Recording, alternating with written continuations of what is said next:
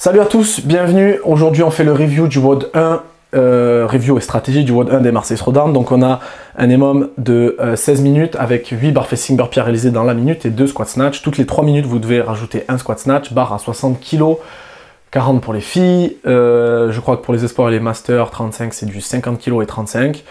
On a la démo qui était faite, si vous n'êtes pas allé la voir, vous pouvez aller la voir par Mélodie Andriani et Célia Gabbiani.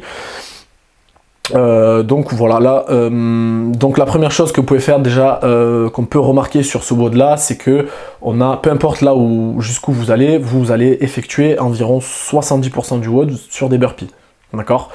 Si on regarde la vidéo de démo, Célia Gabbiani et Mélodie Andriani sur la première minute ont mis 20 secondes pour faire leur burpee. Je pense que c'est un peu trop rapide. Alors on peut avoir tendance, l'erreur qu'on peut faire sur ce WOD là, c'est avoir tendance à vouloir partir un peu vite sur les burpees quand on est frais, de manière à se créer du temps pour avoir du repos.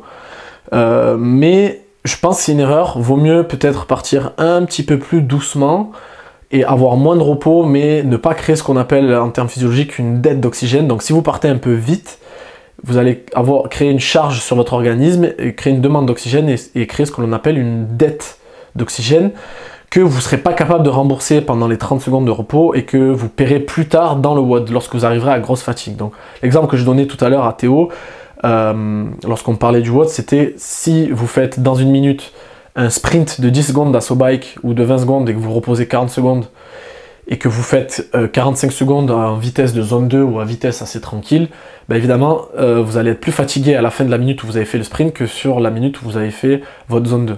Donc là c'est un peu la même logique. Au début vous allez avoir du temps, vous avez peu de snatch à faire.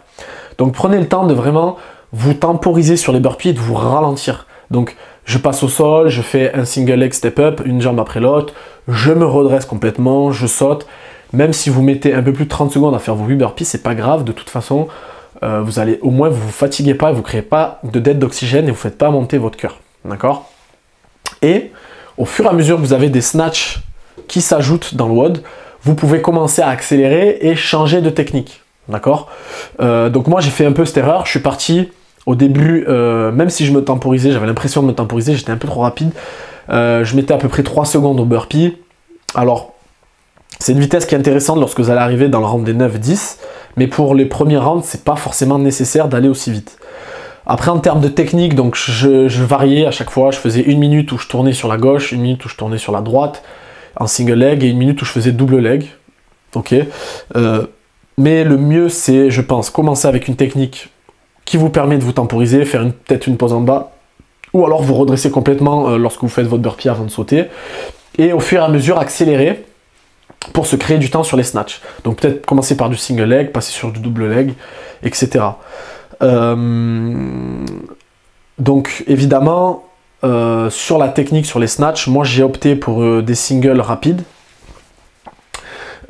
Si vous regardez la vidéo de démo, Mélodie et Célia ont commencé par des touch and go. Je pense pas que le jeu envahit vraiment la chandelle sur ce WOD, en tout cas au début. Sur les premières minutes, franchement du single avec des burpees temporisés, c'est très bien. Peut-être que si vous voulez finir le WOD, aller jusqu'à la minute 15, à un moment donné, si snatch, soit vous allez devoir accélérer vraiment sur les burpees et mettre 23... continuer à mettre 24-25 secondes et aller vite, cycler assez rapidement, ou alors passer sur du touch and go, sur des doublés, des triplés en touch and go. Mais jusqu'à la minute 11-12, c'est possible de le rentrer sans faire de touch and go, clairement. Ensuite, en termes de technique, moi j'ai opté plus pour une technique, on va dire un peu plus dos, avec une charge sur le dos et les bras. Donc j'étais pas sur une technique d'école d'haltéro avec une position de départ vraiment redressée avec le buste droit, de manière à économiser mes membres inférieurs, qui sont des gros muscles qui peuvent vite être demandeurs d'oxygène. Donc le but c'était vraiment que mes snatchs soient le moins énergivores possible. Pareil, sur la première minute, je rate le premier snatch, je m'étais un peu mal échauffé. Pensez à bien vous échauffer sur le snatch, ouvrez vos chevilles, vos hanches, vos épaules. L'échauffement au snatch, évidemment, c'est quelque chose d'assez personnel en fonction de vos déficiences à vous, ou vos déséquilibres, ou vos degrés de liberté. Mais en tout cas, faites en sorte que le premier snatch du WOD soit vraiment facile en termes de que vous soyez à l'aise dans la position basse, que vous soyez capable de remonter rapidement, qu'il n'y ait pas de déchets techniques, un pas vers l'avant ou vers l'arrière ou quelque chose comme ça, que vous soyez vraiment à l'aise. Après en termes de prise, moi j'aime bien resserrer quand je dois cycler comme ça des barres à 60 ou quelque chose comme ça, parce que ça me permet d'être plus, on va dire, les vecteurs de force sont moins grands, donc je me sens un peu plus solide sur les épaules et j'ai les épaules qui fatiguent moins vite. Par contre, ça demande un peu plus de flexion dorsale, le buste un peu plus redressé. Après, vous avez plus de marge en termes. Lorsque vous allez arriver sur les moments difficiles du WOD, vous avez plus de marge en termes de gain de temps sur 8 burpees que sur 5 snatch. C'est plus facile de ralentir sur les burpees que de ralentir sur les snatch. Pour la simple et bonne raison que 8 burpees, si vous commencez à traîner un peu, à être un peu plus lent sur la remontée ou sur le passage, le saut, à vous redresser, etc. C'est plus facile de perdre 5-10 secondes que sur des snatchs. D'accord? Les snatchs, si vous faites des singles, vous faites votre snatch, vous la lâchez, vous repartez. En plus, il y a moins de répétitions, c'est beaucoup plus dur de perdre du temps, on va dire, sur les snatchs. Donc vraiment, lorsque vous allez arriver sur les rounds difficiles, restez vraiment discipliné sur les 8 burpees, restez sur la technique que vous vous êtes fixé, ne marquez pas de pause.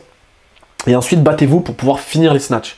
Dites-vous que à un moment donné dans le WOD, vous allez finir votre dernier snatch et être obligé de tout de suite repartir. Ça ne veut pas dire que la minute d'après, vous n'allez pas être capable de rentrer les snatchs. Il faut juste rester discipliné, se battre. Chaque round que vous rentrez, que vous arrachez, même si le dernier round vous l'arrachez, même si vous prenez 15 secondes de repos après pour commencer vos burpees, les 8 burpees que vous ferez d'après, c'est toujours 8 répétitions que vous aurez gagnées en réussissant le palier d'après. Donc même si à un moment donné vous êtes oxy et vous avez très peu de temps pour faire les snatchs, essayez de vous arracher, de les finir pour passer au palier d'après. Même si au palier d'après vous prenez 20 secondes pour faire vos burpees, ce sera toujours des répétitions de gagner et comme on dit de la money in the bank, de l'argent dans la banque.